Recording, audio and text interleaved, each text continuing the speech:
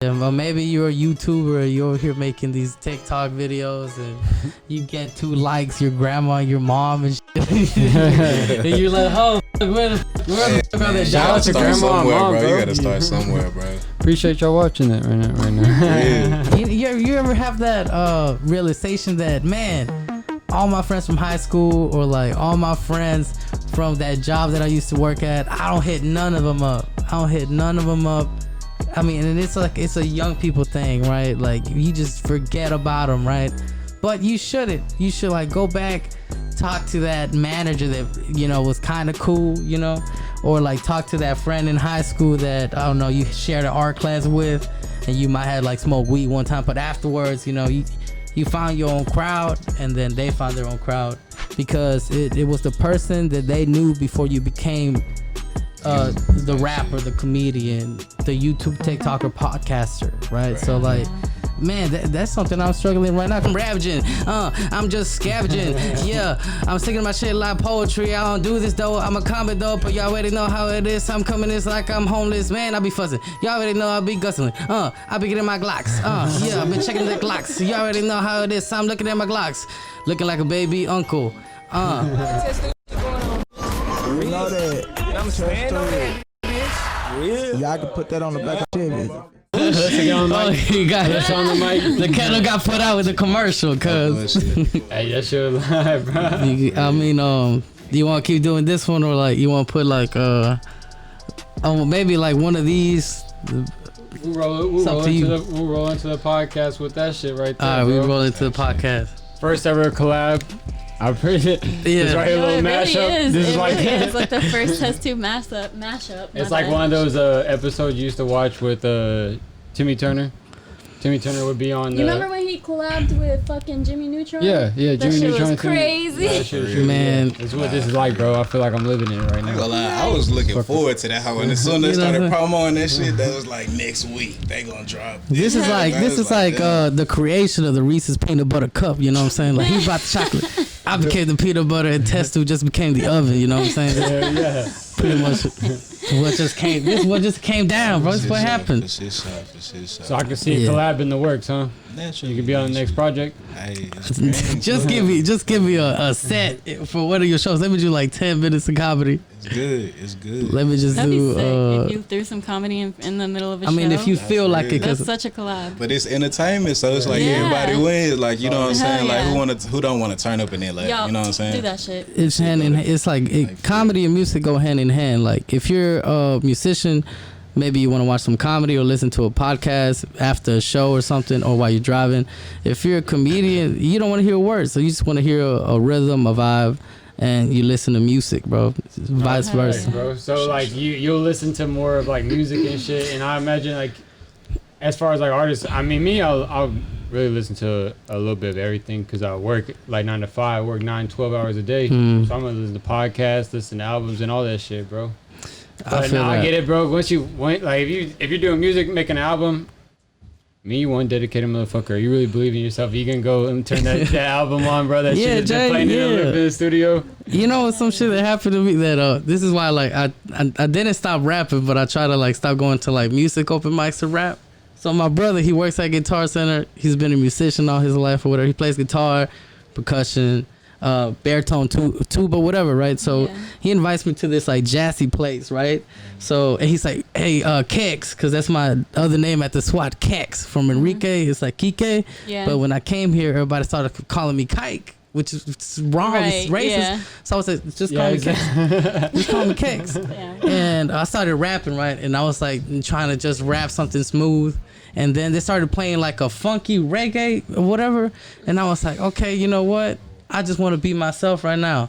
So I was like, I'm gonna go in this bitch. And when the beat dropped, I was like, fucking this bitch, put it in a straw, all up in her clit. And then afterwards, right, all these like older black women started walking out, right? Because then I started talking about like Percocet, shit, going to this bitch, connecting like the internet or something. And they all started walking out, right? I started walking this crowd. And they cut the music, they cut the mic, right? And there's like a house MC that normally oversees like these music open mics. So he gets a second microphone, and my mic it's not working anymore. And he's like, I got it from here, bro. Don't worry about it, right? And then he tells the people, I just want you to forget what you heard right now. Imagine like you're at the beach. Imagine that you're drinking a nice martini, right? And I'm like, hold on, like, you're just telling these people to forget me, bro? Are you still on stage at this point? You still on stage? There's no stage. Oh, no? There's no stage? No. Right? You're just standing in a balcony and people, there's like restaurant and chairs and shit. And I'm like, man, fuck. Music is hard, bro. And then I don't know how to read music or play anything. So shit, you can freestyle, bro. yeah, that's just everybody from the is from the SWAT over there could freestyle. She from the SWAT. Yeah, for real. Damn near everybody in my little crew can freestyle or something. Yeah. We be doing this shit like just cause type shit. Mm-hmm. Like, you know what I'm saying? Like, like you grow up like in like middle school and shit. Everybody be like, you know what I'm saying, doing a little freestyle shit. Yeah. Lunch table type shit, you know what I'm saying? On the bus and shit, you know what I'm saying? Fuck at the like, bus. Nah, for real. Like the if some lunch people table. would record some of them freestyle sessions, bro, niggas would have went viral. Right. They just didn't have the technology or the funds. For shit show. They didn't have a father. Like I didn't have no father. Them be the ones that can freestyle the best. Damn, man, I ain't gonna lie to you. Them be the ones that can freestyle the best. No cap. Yeah. I think when I originally came from El Salvador, bro. Not really. I'm not a U.S. citizen, so people tell me to vote. I get my feelings hurt, right? Cause I'm like, I can't vote. I give a Facebook like though, right? But whenever I finally came here, I was living in the SWAT, right? Cinnamon Lane, Spice Lane. It's a popular street for people who are in the area, right? They'll know it's like famous because you can buy drugs for prostitutes in that street. I didn't know that shit, right? And you live wherever you gotta live when you come from a different country. And my big brother, he started like not gang banging like fucking, I'm talking about gang banging because he wanted to fit in. He wanted like fit in. He wanted friends, right? So he wasn't really into the gang, right? But he found some Crip friends, some Cholo friends, and he would hang out with them. He was hanging out with these Crip friends, and one time they were like, oh shit, we let your little brother freestyle in Spanish or whatever, right? And I was like, what, maybe 7 and obese. It's been a chunky ass kid my whole life, just big cheeks, and they dress me up all gangster, right? I look into the mirror and I'm like, all right, I'm just gonna talk about, the shit that I saw. Stallone, not the Rocky movies, the Rambo movies. Like all that shit, like I thought that was gangster back when I was little, right? Because I was like, slaying motherfuckers. So I was like, vato, te mato, sin un contrato con un vato.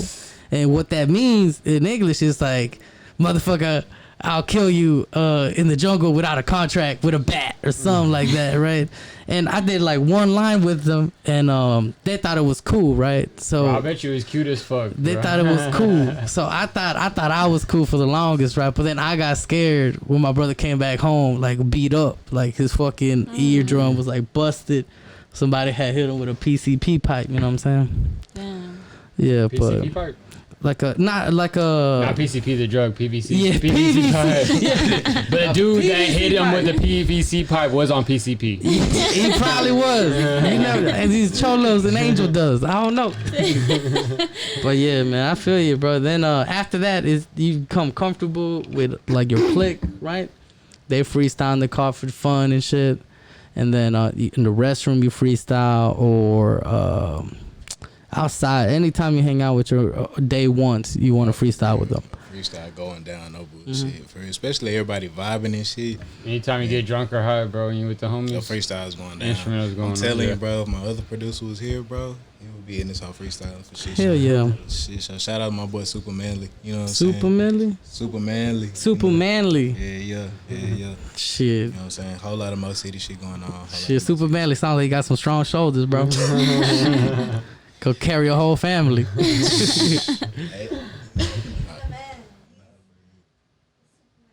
Superman. For sure. Yeah, man, but that's cool, man. I love that you was like, yeah, I'll just rap or whatever. And I was like, that's dope, bro. I'm just happy every time I see somebody outside of the SWAT, like It's kind of like imagine if you're a caveman, right?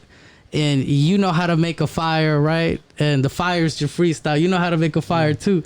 And we just ended up the world, the polar ice caps or whatever. The world started shifting. You start meeting new people. You want to survive, right? So I just met you in a tundra somewhere. We're probably hungry as fuck and shit, you know, eating lizards or whatever the fuck they ate back in the day. And we just made a fire together, but we made a fire. I learned from you, you learned from me, and then from there we go our separate ways. But we know that fire happened, and whatever you learn from there, you just take it. And then maybe at that moment you don't know what the fuck you learned at that moment. Right. But eventually one day it hits you. Yeah, no, right. And there's different ways to make a fire, because I mean, you coming from free like rapping, and then you coming from stand-up comedy. When did that start? As far as like taking that started about like 2.5 years ago. I didn't know I wanted to be a stand-up comic. It just kind of happened. So I did this podcast called the Kill Tony podcast, and my brother was a fan of comedy, and so you know Joe Rogan. I heard that name. He's a real white comic. No. The Podfather. It's real white comic. Anyways, in California, they have this culture where podcasting became like huge. Yeah. So all the big podcasts that make a lot of money, $30K a month or whatever, just for sponsorship, came from Cali, right? Yeah. So Joe Rogan is this popular comic. And my brother told me, this guy, Tony Hinchcliffe, who opens for like Joe Rogan, he has his podcast and it's dope. And he's coming to Houston. You get a bucket, you put your name in, and to pull it out, you got 1 minute to do comedy, right? Whatever the fuck it is. Talk about the first time you got your dick sucked at the Dollar Tree or something. You know what I'm saying? Like something. You get 1 minute. That's it. Yeah. And in gotta kill it. Yeah, you gotta kill it, because in 1 minute, either they roast you, or you go home and you're really thinking Molly Percocet, you know what I'm saying? After the interview, so that, they're gonna break down everything that you said in your stand up, and then break you down as a human too. I took her to one of the shows out there, the secret group. Yeah, secret group, bro. So I was an art teacher at the time, right? I was teaching like second graders, cause I like art too. Like I like drawing. You be in there coloring with the kids? Yeah, not even. Fuck them kids, to be honest. I don't like these kids. Not anymore. I don't do that shit no more, man. I had to retire, bro, because I had a little white boy hit his little white sister in the after school class, like in the head with a drumstick. I didn't see it. He pulled it out too fast. I was like running, trying to get it. And then I had these two little kids crying because then they started hitting each other back. And it's frustrating. And that day you quit. I'm just kidding. So I was having one of those days, right? And my brother hit me up and he was like, man, I got you a ticket. Come through. I was almost not going to come through. It was my second time watching Kill Tony. I never like really listened to his podcast, but I respect comedy. I saw Eddie Murphy, Patrice O'Neal, and then that was kind of it. I really didn't know anything else about it. So he was going to sign up. And he didn't sign up. He bitched out. So I was like, why are you going to bitch out? This is what you want to do, right? Yeah. So I was like, fuck this. I signed up with a big ass Sharpie, right? The whole show goes on. And I'm thinking nothing's going to happen. There's like 300 people that signed up for this. And at the end of this one show, it's Kill Tony 248. If you Google YouTube Kill Tony 248, you'll see it. At the end of the show, they pull out one last comic because the last dude bombed. And when they pulled it out, I saw the white paper and it had a big ass Sharpie on there. And I was like, no fucking way. And once they called my name up there, dude, I just had to run up there, bro. But I was shitting myself the whole time. Yeah. I ain't gonna lie, bro. You really gotta have like a lot of confidence to do this shit. For real, because it's like either like it's like no in between. And ever since then, bro, I just been living the fucking nightlife, bro. And one thing about it's not healthy, bro. Yeah. It's not healthy. You still live the nightlife? Yeah, I'm still. Oh damn! You see, this was like 30. This is you right here, huh? This was like 30 pounds ago, okay? 30 pounds, dude. This you right here? Yeah. Drop. So yeah, I'll put it on the TV. You could just Did you just yell at that guy that told you don't get a lot of pussy? What you yell at him? I said, you a bitch! You gotta get him with the pump! You alright? Dude, 119. Oh, there you go. Just leave it there. You're gonna get one more person up here, right? So, Slide through it. Before you watch this, just know I don't know what the fuck I'm doing. They call my name. I don't want to look like a bitch, so I just go up there. I was going to HCC at the time, and there was like a school lockdown because they thought there was a shooter in the school, but it was actually just like a drunk Home Depot uncle with a gun across the street. Dude, you're doing it. You're doing it, man. If you want to do it, you can fucking keep doing it. Have fun. You might as well. Talk about being in the fucking military in South Korea. Dude, Tony's something else, bro. What are we talking about up here? What were his jokes about? I don't even remember. Boner pills. What was it? He's addicted to boner pills. Oh, I like that one, yeah. So if you see the video, just know that there's like, Fuck yeah. from what I think I know, You 300 guys ready some for this? people in One the room. last name. That's all we can get through. No, this whole thing we is have packed. a hard out. Because we have to do a stand-up show at 9 p.m. here in this room.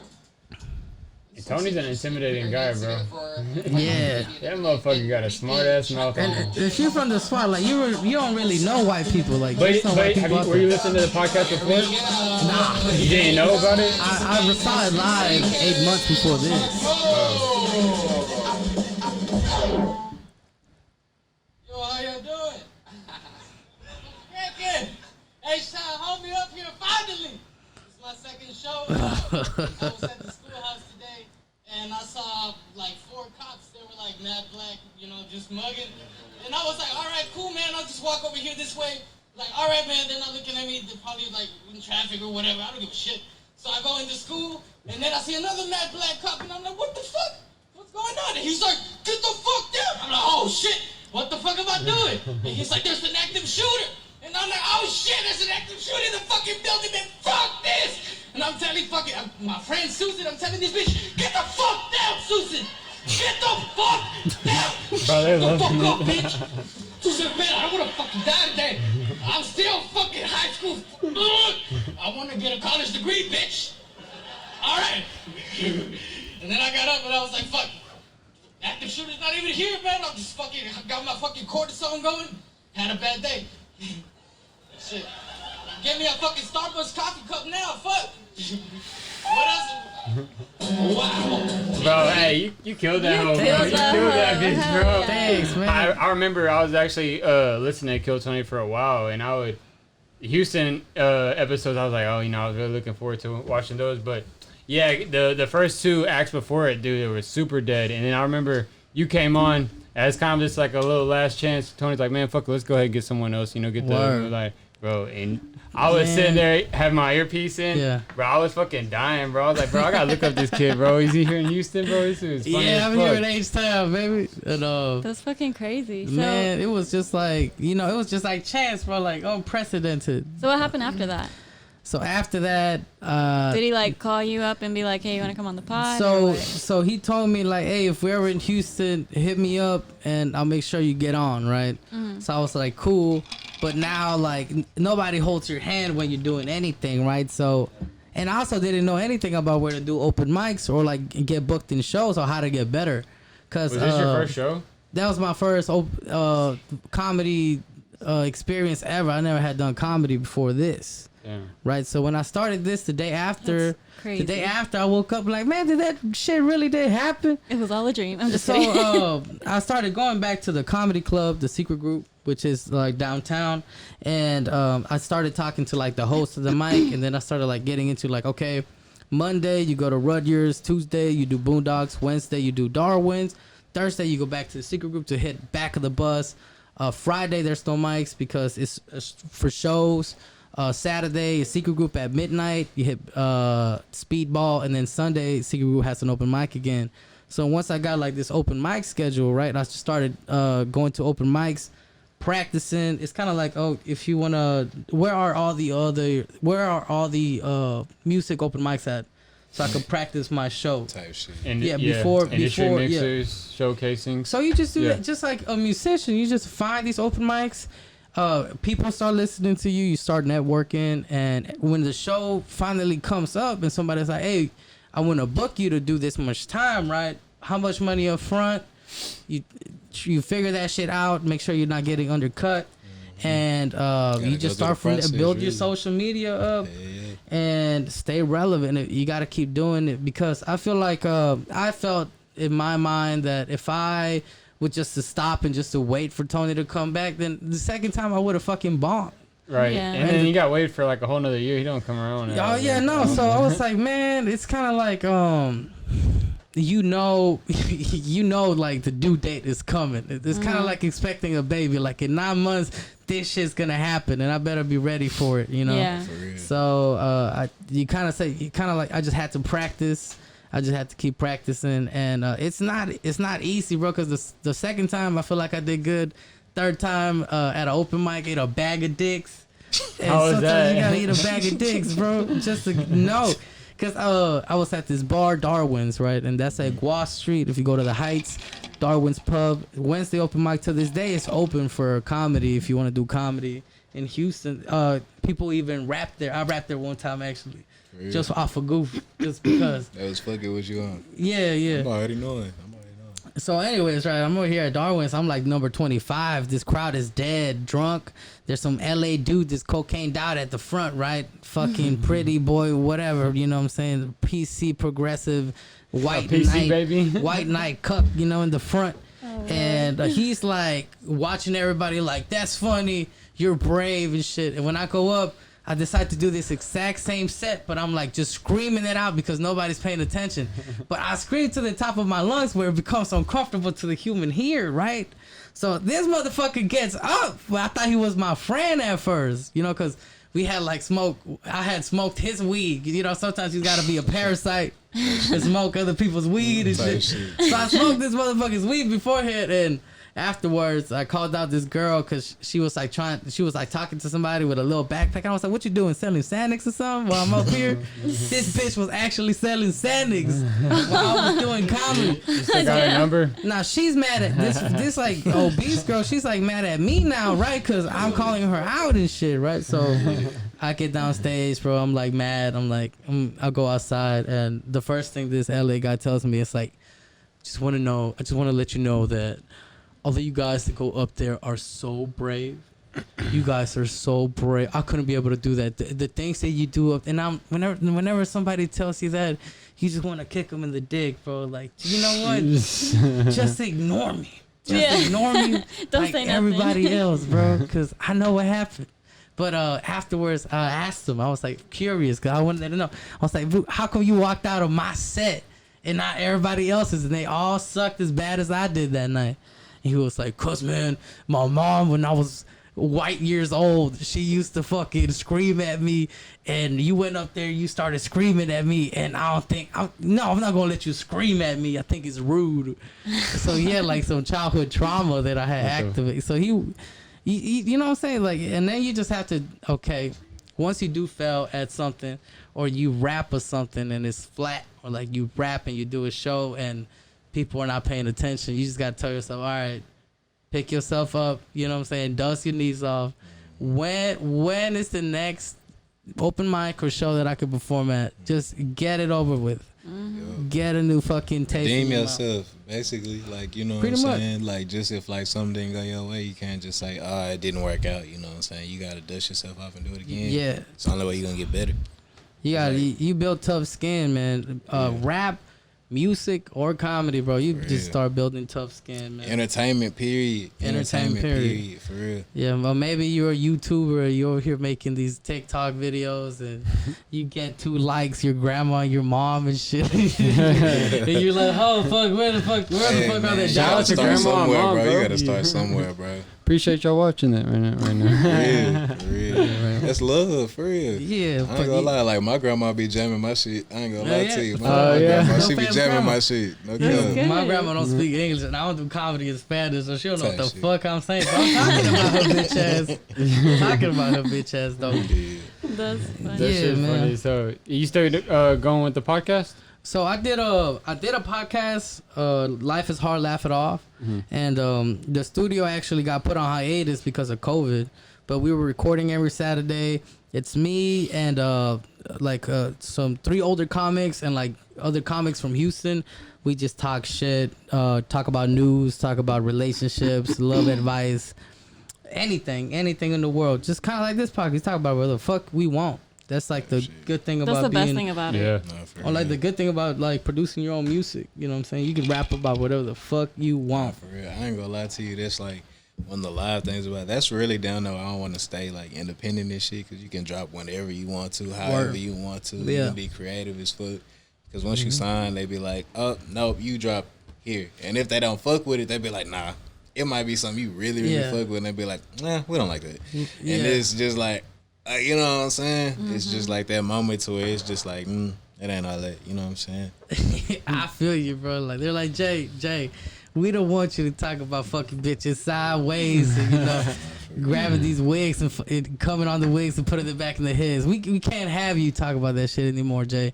But if that's really what you want to do, and if that outrageous idea is inside you and you feel passionate about it, there's other people out there that think the same way. Yeah, exactly. Like, that's kind of the whole idea behind this shit, though. I get exactly what you're saying, though, bro. That's kind of the idea outrageous. Yeah. I think nowadays there's an audience for everybody. You put your shit out, bro, people are going to relate to some shit, you know? I mean, because I would listen to some off-the-wall shit. She'll listen to some of the podcasts. She's like, what the fuck are you listening to? Once she really start getting into it, she's like, oh, okay, I get it. There's something that captivated her. There's something, you know, there's some audience for everybody, whatever it may be, even how small your niche is, bro. I feel that. I think it starts off locally, of course, because the biggest thing that I had an issue with, once like people start believing in you and shit, but like you want to be confident for them, but then you got to start learning to be confident for yourself. And like learning to have your own drive, right? That's facts. I think that's like the hardest switch to turn on because, dude, your biggest enemy is really yourself, bro. Mm-hmm. It really is, man. So like till this day, bro, when I do a show, I'm like, I'm nervous. I feel like I'm gonna die every time I do comedy. You get butterflies before? Fuck, I have to shit every time I do comedy. Yeah, anything, dude. And afterwards, when I'm on stage and I just like let out what I feel, then I feel great afterwards. Like after I get down and do it, it's like the best feeling in the world, dude.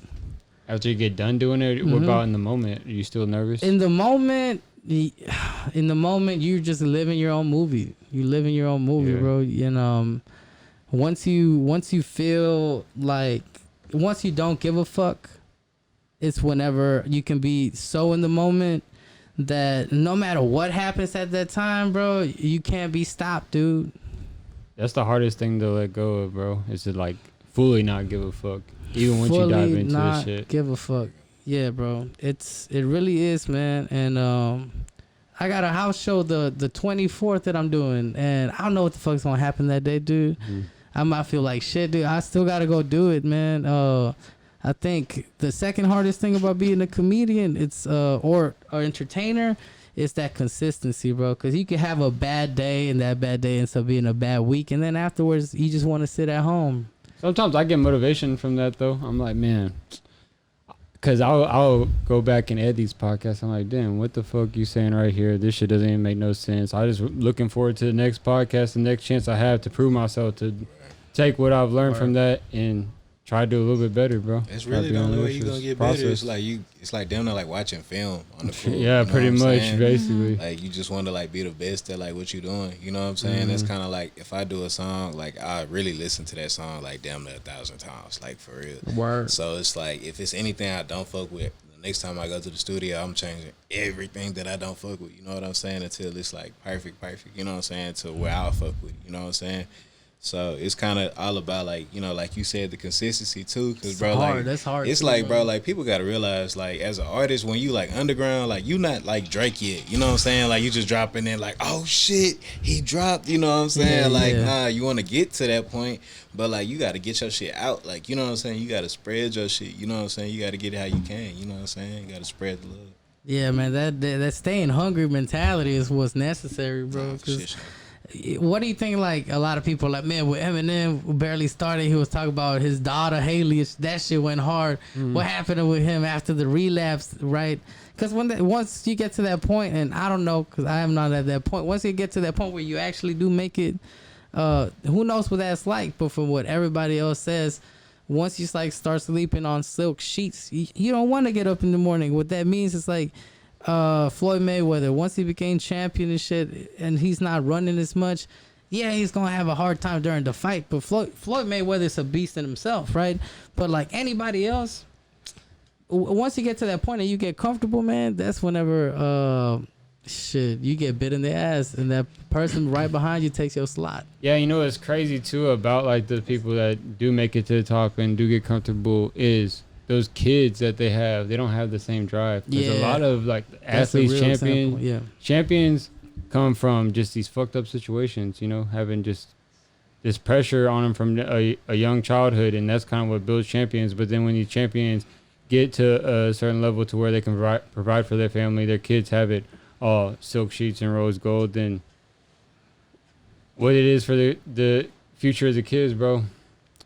Right. You know what I mean? Yeah, and then that's unfortunate, man.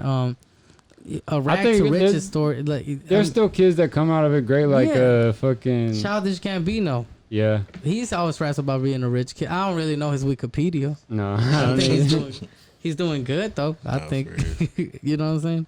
I think the Smiths are pretty cool. I mean, Will Smith, and his kids.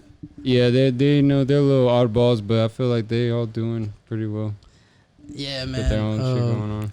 But I think right now, my biggest challenge right now is for sure sticking with social media, dude. And I got a fucking shitty Android phone right now, dude. I gotta get an iPhone, whatever the number is now. Bro, no, the 12s. They said that they're not gonna have. What's it called? You have to do wireless charging. They're not gonna have a charger anymore, and then something with the headphones. It's like they said not, they ain't gonna have the headphones either. It's just yeah. gonna be the phone. So they what said the they wanted fuck? You can't listen to music. It's like the Tesla of phones. You know, basically, nothing, bro. You don't have an exhaust. You don't have a charger. Yeah. Or like you just upgrade to something, man, because it's just hard for me. Like, cause before I even started comedy or like just my attempt at rap or whatever. I didn't post shit. I was one of those people that didn't post shit on social media. You ever have that realization that, man, all my friends from high school or like all my friends from that job that I used to work at, I don't hit none of them up. I mean, and it's like it's a young people thing, right? Like you just forget about them, right? But you shouldn't. You should like go back, talk to that manager that was kind of cool, or like talk to that friend in high school that I don't know you shared an art class with, and you might have like smoked weed one time, but afterwards, you found your own crowd, and then they found their own crowd, and you lose connection. But like those connections in the beginning, they keep you grounded, they keep you humble, and if you do have a bringer show or something like that, or you throwing your first big production, because eventually you want to throw your own shit, right?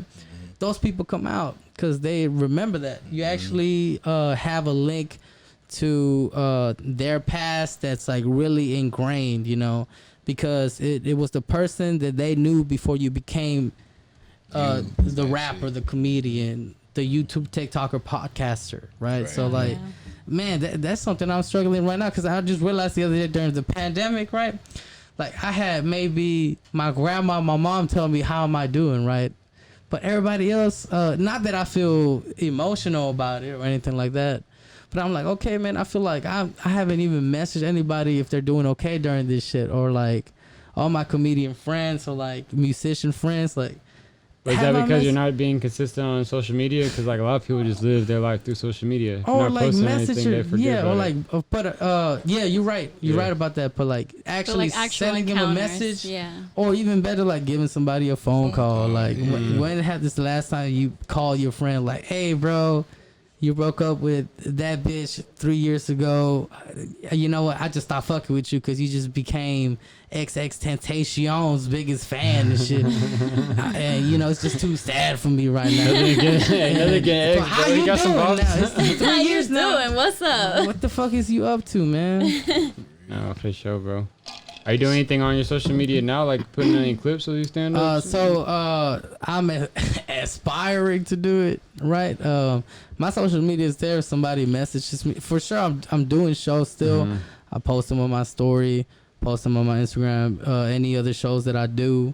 And if people do hit me up and they want to see some comedy, whatever I'm doing, I'll make sure I get them in for free. You know, I'm just happy that they want to see some shit. I think right now, and I don't know if other people can relate, but you're at a point where you're doing it and you're being successful at it, and you're almost relying on other people to put you on shit so you can like get that feel of that show. And then finally, eventually, once you spread your wings enough, you fly on your own, you want to create your own production.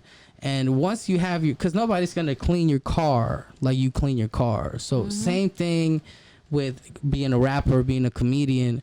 Once you have that whole car built, you put the rims on that shit, you got 25 minutes of like straight fucking bangers, or you got like a good like 40-minute comedy set. You have your whole fucking Corvette right there ready for people to see, people to test drive, right? And once you get to that point, then I feel like my social media, because it's my shit, I'm going to care more about it, right? But are you videotaping your sets that you're doing even at these house party pop-ups? I do videotape my sets. I hate looking. You don't throw them up on social media? At this point, Jay, no, I don't. I keep it because... Gotta throw it on Instagram. I gotta throw it, especially if it's like an improv line. But like, if for a comedian, like music, you hear it live and you're like, fuck yes. You know, I just want to hear this music. You listen to a song 1,000 times, but like, I feel like when you tell a joke, or like you tell a story that has multiple jokes and narratives, you're like, man, I heard this shit before. You know, give me some new shit, right? So like being a young comic, making new jokes, new shit, new punchlines that hit hard. You're just trying to hold on to that shit to like build it up. Yeah, like hold on to it, but once you find something better, you drop it. And I think then you let it go on social media. Like take some of like the crowd work little throwaway jokes and that's actually great advice. That's on Instagram. And I would use that advice, dude, because it's just something. Share that shit. Yeah, it's just something you gotta do, man. It's something that you once you figure it out though, that's whenever you really progress. I was reading about this fucking. Sometimes I read about crazy shit. There's this plant that takes 10 years to blossom, right? And it's the corpse flower. It takes 10 years for this plant to fucking blossom, right? So if you're a rapper, artist, comedian, and a lot of people say it takes 10 years to be a good comic, right? Say you hit those 10 years and maybe you're a little different. You hit that shit at 6 years, right? But once you blossom, everybody's gonna smell that shit. Everybody's gonna know. Naturally, because you put the work in. Yeah. You should like lay down like. The corpse flower. That flower apparently smells like complete. This guy look like he just sniffed it. Yeah, 10 dead cartel members, bro. That's what that shit smells like. Yeah. Oh, it stinks? Yeah, it smells bad, man. Where are these flowers at? Fuck, I don't know, bro. Under the bayou somewhere, cause how big is that shit? It's big as fuck, man. You see them dudes standing by it? What shit the crazy. fuck? But yeah, if you want, I'm comparing my no, but that is a good work ethic to that. Yeah, I mean, because for real, anybody that you have seen that's been concreted into their craft is been doing blossom, 10 plus years, bro. It takes your time, your own time to blossom, man. Once you get there, you get there, but. You gotta really stay optimistic, and you're the only person that can just stick with that shit. Nah, for real. Yeah. And you are your biggest enemy, so biggest do not fan, let biggest enemy. it Pretty conquer much, you. bro. This shit show, bro. I ain't gonna lie, you was live though, like on your shit. Like how long you been doing this shit for? 2 years? Man, so comedy 2.5 years. Rapping, I just do that shit as a hobby that's really my hobby. But comedy is what the fuck I really care about, you know? Type shit. Like what I really obsess about. And but anyways, bro, just saying, I do only have 5 minutes because I got a hard out at 7:30. I good. understand. Yeah. We're wrapping up right now. Tell the people who you are. Tell them what your Instagram is, where they can find you. You can follow me at Rico Chacon, and that is RICOSHAYSHON. Instagram, Facebook, and Twitter. And I got some shows coming up. If you want to see my show, just follow my Instagram page. Hit me up if you got questions or if you want to talk shit. I read everything, especially right now. Yeah. Yeah, man. But thanks for having me, bro. This is cool. I appreciate you, bro. I appreciate you taking that time, bro. Thank you guys for collabing. That was dope. That was so dope. First mashup. Appreciate you coming through, bro. Yeah, appreciate everybody watching. Y'all stay tuned. Follow us, everything. TestTubeTV. Gang, gang. That was beautiful. Looking tender. Yeah. Went on Tinder, you already know these bitches hate me. I'm like, why? I'm so thirsty. I'm like a flood water, and these bitches be flooded. I don't even know, man. I get my shit, I'm guzzling. I ain't no executive, but I'm getting there. It's where I'm going. And you already know how it is. I'm about to start executing. I lost my baby, I lost custody, and you already know how it is. I'm feeling a little musty. Winter Judge Judy. Bitch, you already know how it is. I ain't going north, I'm going south, cause I'm from Mexico. And I got a flow. Shit, hit you with the twist. Perfect. It's my turn now. Ready for the next one. Yeah, it ain't really likely you fucking with me. I got a little bitch on my D, and I ain't really tripping. Young nigga ballin' like Mikey. Ooh, I don't entertain no hoes, but I come with the flows. I got a little bitch on my door. Knock, knock, who that hoe? I don't even want her, so I pass it like Rondo. Yeah, I get the bread, I get the head, then I dash. Fuck your bitch in the whip and I smash. Yeah, yeah. I on my motherfucker what? Yeah, nut on her face like a freckle. I don't give a fuck what she drink, don't give a fuck what you think. I got a little bitch and her pussy is pink. I don't give a fuck, I be smoking that gas, here to stink. I'm with the herd, niggas is nerds. I don't fuck with you niggas is players. You niggas is what? I'm finna go swerve, I'm finna go swerve in the whip. Don't fuck with this generation. Y'all niggas be fucking hating. Y'all niggas be that plotting and waiting. They want shit. Tryna just send me to say they mainstream. They ain't really be tripping, they ain't me. They ain't shit. Hey. Cause a nigga too icy. They ain't like me, they gotta shave. They is too hairy. I'm fucking with bitches. Your bitches, your bitch is fast like a motherfucking McLaren. I don't give a fuck what you hating, you saying. I'm in the motherfucking bar like a motherfucking institution. Whoa, I fuck on your bitch and she already like what I do. Say, whoa, I be in a motherfucking dream like the shit. Martin Luther King, it was all a dream. You already know that I got all the steam. Yeah, about to get all my power. Go in this bitch, I'm looking sour. Yeah, about to count all my hours. I don't got much, wanna get lunch.